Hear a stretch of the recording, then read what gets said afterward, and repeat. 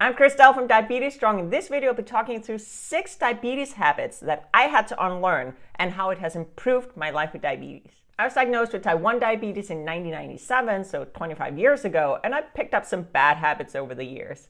Diabetes management have also evolved. We have new devices, we have new techniques, we just have more knowledge. So a lot of the habits that I learned are no longer relevant or no longer ideal for my diabetes management.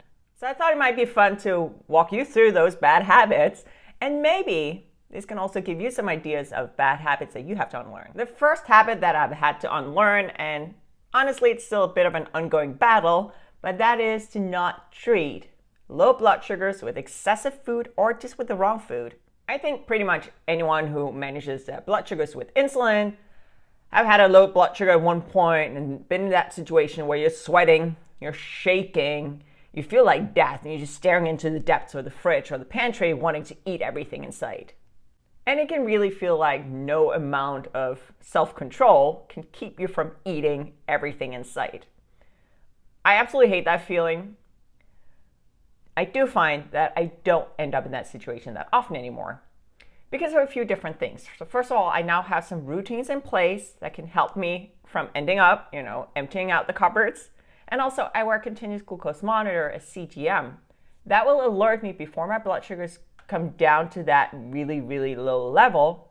That means I don't have as many of those near-death experience low blood sugars anymore. And my strategies or routines for not overeating during a low blood sugar is actually fairly straightforward.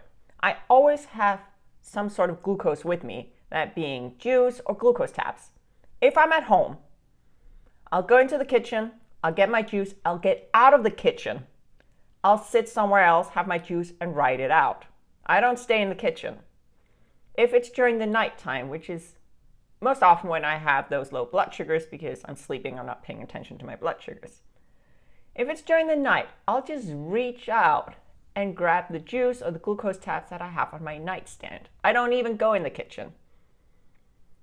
I'll eat that, drink that, again, write it out outside of the kitchen. I also mentioned that I had to unlearn the habit of treating low blood sugars with the wrong food. So when we have a low blood sugar, the goal is to raise blood sugars up to healthy levels as quickly as possible. And the way to do that is with glucose. Not with protein, not with fat, not with fiber. And yes, I do enjoy chocolate more than juice. I think most people do. But because of the high fat content in chocolate, chocolate won't raise blood sugars as fast as juice, for example, and it'll also linger in the body longer. And that, for me, will always mean the start of that really uncomfortable blood sugar roller coaster.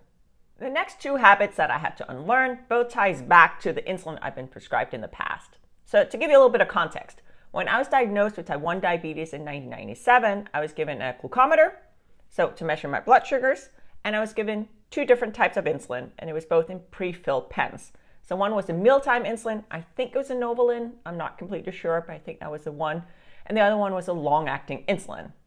I don't quite remember what the long-acting insulin was called, but it was cloudy and it had like a little ball in it, and you had to mix the insulin before using it. And as I mentioned, the next 2 habits that I had to unlearn both ties back to those types of insulin. And the first habit I had to unlearn was eating before bed. The long-acting insulin I was prescribed back in 1997 actually could also have been intermediate insulin. I'm not entirely sure. But anyway, regardless, that type of insulin had a pretty steep peak 7 to 10 hours after injected.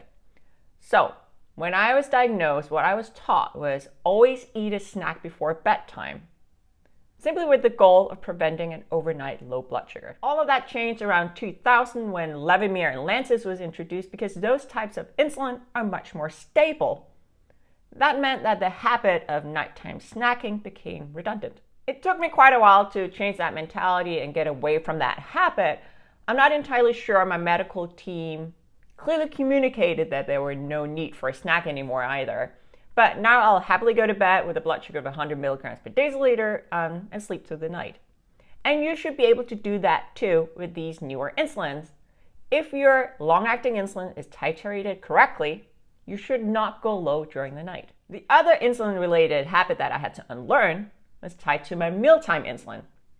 I was originally prescribed short-acting insulin, not the rapid-acting insulin that I have today. And unlike rapid-acting insulin, short-acting insulin requires a bit more planning, as it doesn't start to work until an hour after injected. It doesn't peak after until 2 hours.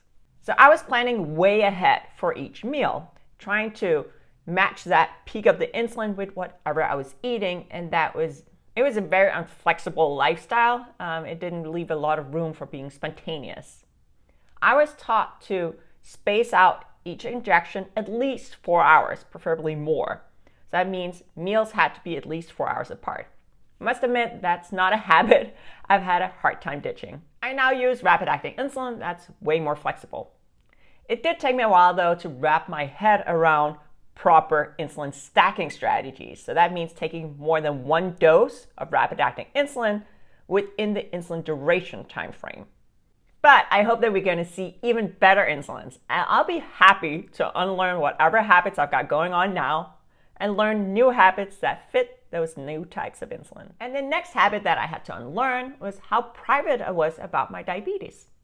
I know it's kind of hard to believe, but up until 2015, I did not really share my diabetes with anyone. I wasn't exactly hiding it, I just saw it as a really private matter. So I wouldn't share it widely, I wouldn't necessarily even tell my coworkers. There can be power in sharing your diabetes experience. I think the Diabetes Strong channel is a clear proof of that. And not just that, it can also be a lifesaver. If people around you know that you live with diabetes, should you end up in a situation where you need help, they'll know how to help you. And not just that, but spreading awareness about diabetes just through, everyday conversations is really powerful, and I kind of like the idea of being a diabetes mythbuster. It's not the first thing that I mention when I meet new people. I think that would be kind of weird, at least for me. But it usually ends up coming up at some point in the conversation, and I find that someone always learns something, and sometimes that someone is me. And the fifth habit that I had to ditch was not focusing on how diabetes can impact your mental health. When I was diagnosed with diabetes back in '97, diabetes and mental health wasn't really a focus. I don't know if it's a focus today when people get diagnosed, but I do know that a lot of resources are being developed to help support people living with diabetes and their mental health. I've never had diabetes burnout, and I think overall my mental health is in a pretty good state. I also take a very non-emotional approach to my diabetes care. That works for me. Might not work for everyone. And what I mean by that is that I don't strive for perfection. I'm not a pancreatic system. I don't have full information about everything that goes on in my body. So rationally, I don't see how I would ever be able to manage my blood sugars as tightly as a non-diabetic body. I'll still do my best, and I strive to do my best, and that's good enough. And I roll with it. Sometimes things go my way, sometimes they don't. But I don't let it impact me mentally. I see it as data points. And a data point can help me make changes to my care or help me do more of some of the things that I'm already doing. And sometimes there'll be data points that I can't explain. And that's okay. What I do is I acknowledge them as being strange, that was weird, and then I move on. And finally, I see blood sugars as numbers. There's no emotions attached to it. That doesn't mean that I can't celebrate catching a unicorn, for example, so that's 100 milligrams per deciliter. But if I have a high blood sugar, that's just a high blood sugar. I get to work correcting that high blood sugar. I'll look at my historic data, trying to see if there's anything I can tweak so I can limit the risk of it happening again. And the final habit that I had to unlearn, or maybe it's more of a thought pattern that I had to unlearn, and that is that my diabetes is not the same as your diabetes. Yes, we all have to manage our blood sugars, but how certain things impact your blood sugars can be very different from how they impact my blood sugars. And we're all human, meaning we generally react the same way. So for example, insulin will lower our blood sugars, but how much will depend on the person. I like to think about it like this. So we all get impacted by insulin, for example. We're all humans. We all fluctuate. But how much we fluctuate will depend on the person. And the same applies to devices and medications. Some might work really well for me, but won't work as well for you, and that's okay. We don't all have to manage our diabetes in the same way to be successful. And those were the 6 diabetes habits that I had to unlearn over the years. Do you have any diabetes habits that you need to unlearn or that you're working on? Leave me a comment down below, and if you like this video, please also give it a like. If you enjoy my content, if you find it helpful, please subscribe to my channel and turn on notifications. That is that little bell. That way you'll be informed whenever I post new content. Thank you so much for watching.